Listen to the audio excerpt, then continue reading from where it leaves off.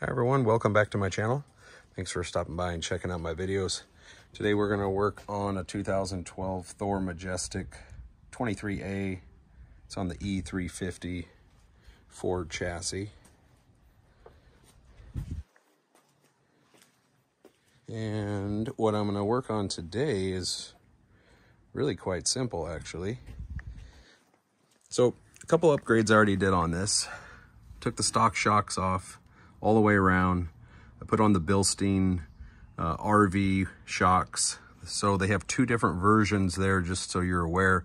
They have a heavy duty one, and then they have a, it's heavy duty, but it's considered like a comfort ride, I believe is what they call it. And that's more geared towards the motorhomes. So we had a problem here in the last year with this passenger side tire, and it was wearing really funny.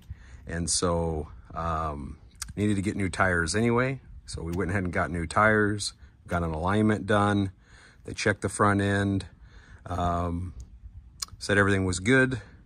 I wanted to replace the shocks anyway. This thing has 145,000 miles on it. So I went ahead and pulled the shocks off myself, put those all on. And then today what I'm going to be putting on is the Sumo Springs and the front. Show you what that looks like here. Basically there's two of these. I already have one put on. So this replaces the front bump stop, which is stock here like this. So you're going to take this out and replace it with this. And the idea is, as you're going down the road in the front suspension, is way down here, it has a lot more room to travel before it hits the bump stop. And usually that's pretty violent when you're hitting a bridge deck or something like that, something where the transition isn't very smooth, which is usually between the asphalt and the concrete on bridge decks. So the idea on this is obviously you can see there, you get a little bit more room, and then this is a compressive rate spring, which is going to make that, when it compresses all the way, it's going to make that transition much smoother. So that's the idea behind it today. I'm going to show you what the setup looks like.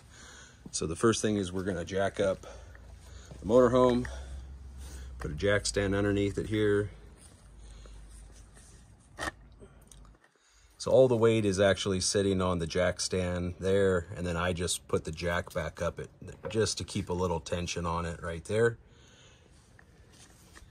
And then what we're going to do is slide underneath here.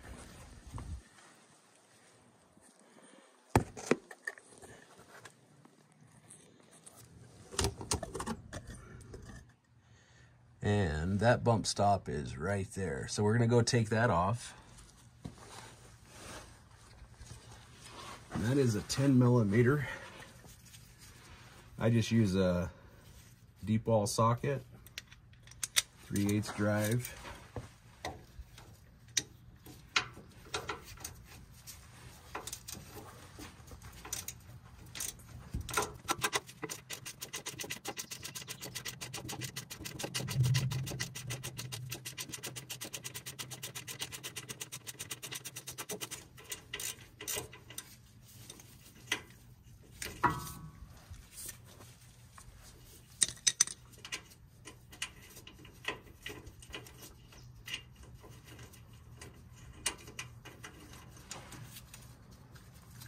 So you take that off,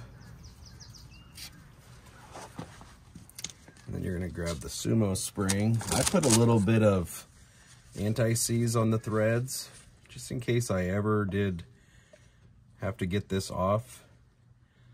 On the Ford chassis, basically the Sumo spring is going to thread right back into that spot, right where that just came off. They do supply a washer and a lock nut, but on the Ford chassis, you don't use those because the way that the frame is shaped, like here on the driver's side, for example, it's almost tube and you can't get in there to tighten up the nut. On the passenger side, it's a little bit different. The chassis, or the tube, I guess the frame is a little bit more open, but there is also a spot there where you can't, again, you can't get a nut on the back side of that. So So here what you're going to do is just thread this in.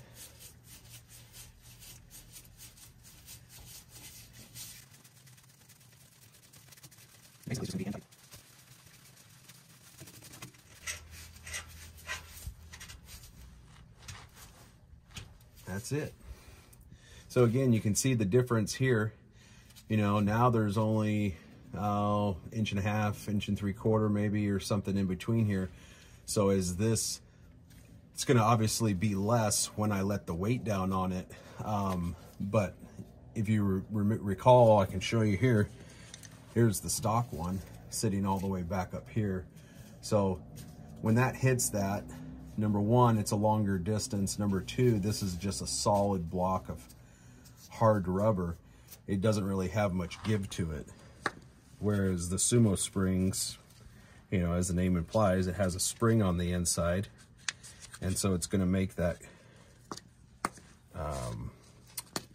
that impact much softer.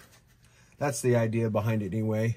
You know, these are a couple $100. I think I got them for like $240 or something on Amazon.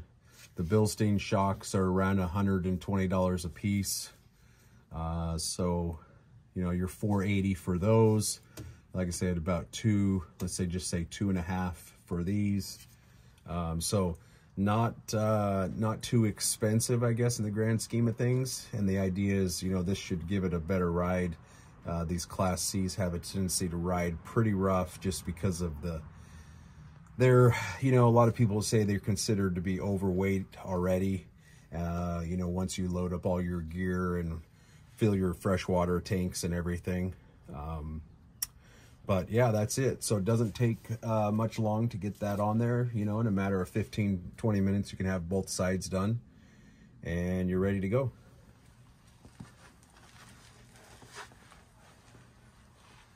I guess I should say, or note, the other thing I did add was the Bilstein steering stabilizer as well when I did all the shocks.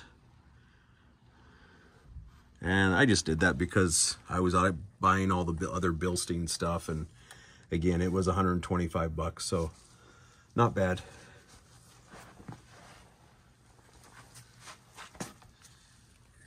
All right, I hope that helps you out if you're considering putting the Sumo Springs on your motorhome.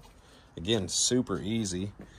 The Bilstein shocks are also pretty easy except for the driver's side. As you can see here, so the nut is way back into this cavity.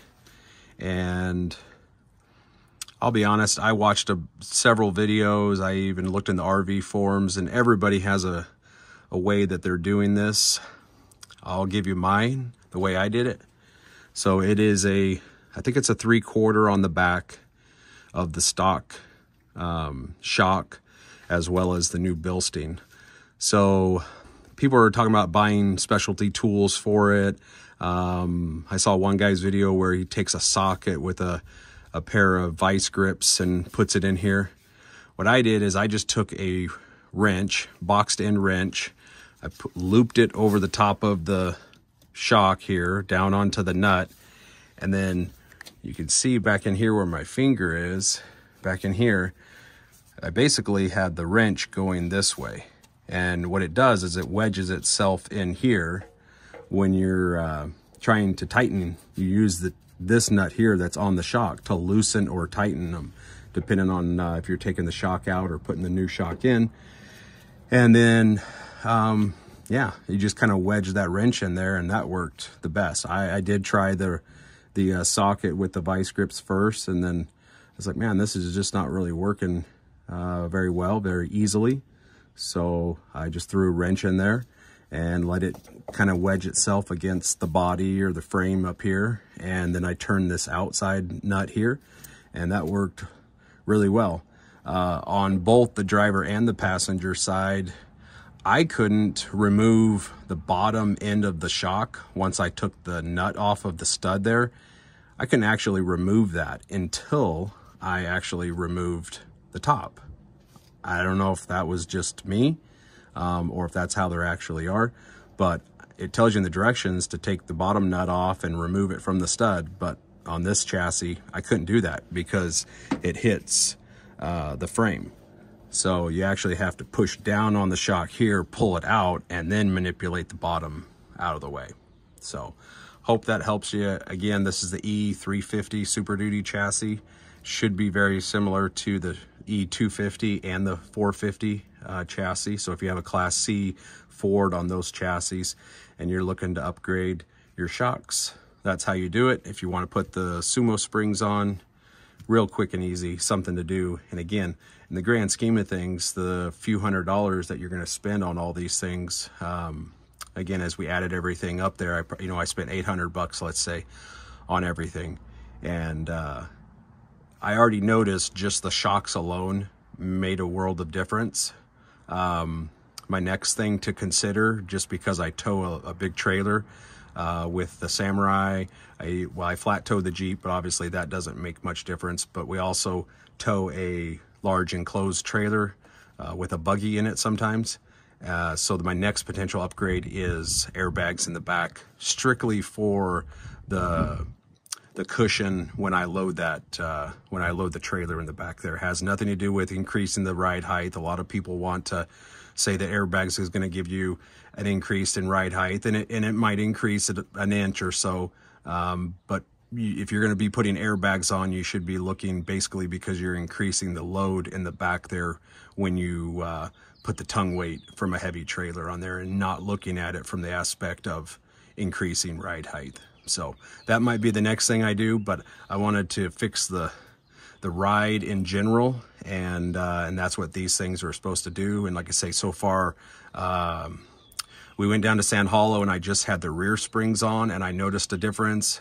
And then I put the front springs on, just driving it around town, I noticed a difference.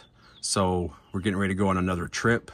I'm hoping with the Sumo Springs and the front springs on now, I'll be able to give a better assessment of overall what that $800 got me. So thanks for watching. As always, hit like and subscribe. I do appreciate it for everybody who has subscribed to my channel now and continues to watch my videos.